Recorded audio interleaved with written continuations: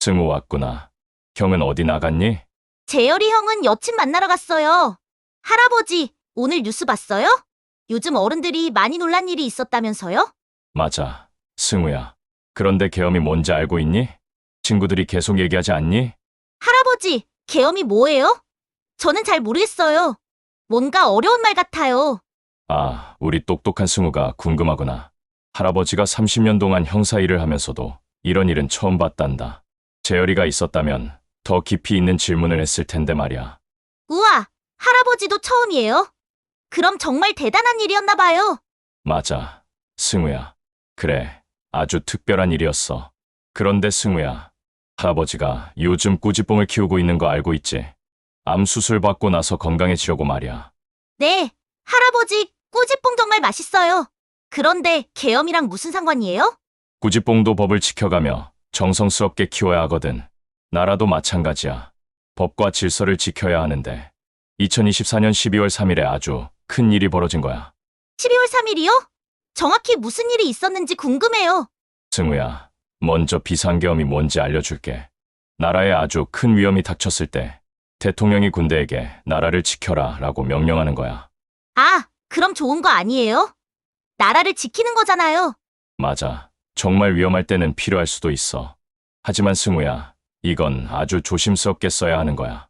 마치 할아버지가 형사로 일할 때 권총을 차고 다녔지만 정말 위급할 때만 쓸 수 있었던 것처럼 말이야. 그럼 2024년 12월 3일에는 정말 위험한 일이 있었나요? 그게 바로 문제였어. 윤석열 대통령이 밤 10시 27분에 갑자기 비상계엄을 선포했는데 북한이 쳐들어온 것도 아니고 전쟁이 난 것도 아니었거든. 엥? 그럼 왜 계엄을 선포했어요? 대통령은 나쁜 사람들이 나라를 망치려고 한다고 했는데 그 나쁜 사람들이 누구였을까? 바로 국회의원들이었어. 국회의원들요? 그런데 국회의원들은 우리가 뽑은 사람들 아니에요? 맞아. 승우가 정말 똑똑하네. 그게 바로 이상한 점이었어. 자, 그럼 그날 밤에 무슨 일이 벌어졌는지 할아버지랑 같이 추리해볼까? 좋아요. 할아버지랑 추리하는 거 재밌어요. 밤 10시 27분. 대통령이 계엄을 선포하자마자 어디에 군인들이 갔을까? 나쁜 사람들이 있는 곳이요? 군인들이 간 곳은 국회였어. 그런데 승우야, 국회가 뭘 하는 곳인지 알고 있니? 법을 만드는 곳이요. 그리고 대통령이 잘못하면 혼내주는 곳도요. 와, 승우가 정말 잘 알고 있네. 바로 그거야. 그런데 군인들이 국회 문을 잠가버리고 국회의원들이 들어가지 못하게 막았어. 헐, 그럼 국회의원들은 어떻게 했어요? 여기서 정말 놀라운 일이 벌어졌어. 이재명이라는 국회의원이 국회 담장을 넘어서 들어갔거든. 우와, 담장을 넘었다고요? 마치 영화 같아요. 그래, 정말 영화 같았어. 할아버지가 형사생활 30년 하면서도 이런 건 처음 봤단다. 그 순간이 얼마나 아슬아슬했는지. 그래서 어떻게 됐어요? 걱정돼요. 새벽 1시 1분, 국회의원 190명이 모여서 계엄을 해제하라고 투표했어. 190명이 모두 찬성했지. 모두 찬성이요. 그럼 대통령이 속한 당 사람들도요? 맞아. 국민의힘 의원 18명도 찬성했어. 이게 바로 민주주의야, 승우야. 당이 다르더라도 옳지 않은 것은 옳지 않다고 말하는 거지. 할아버지, 그런데 대통령이 그렇게 하면 안 되는 거예요? 대통령이 가장 높은 사람 아니에요? 아, 좋은 질문이야, 승우야. 우리나라는 한 사람이 모든 것을 결정하는 나라가 아니야. 대통령, 국회, 법원이 서로 견제하면서 균형을 맞추는 거지. 아, 가위바위보 같은 거예요? 서로 이기고 지고 하면서요. 정말 잘 비유했네. 맞아. 그런 거야. 그런데 그날 밤 대통령이 혼자서 모든 권력을 가지려고 했던 거야. 그럼 왜 그랬을까요? 뭔가 이유가 있었을 것 같은데. 승우가 정말 깊게 생각하는구나.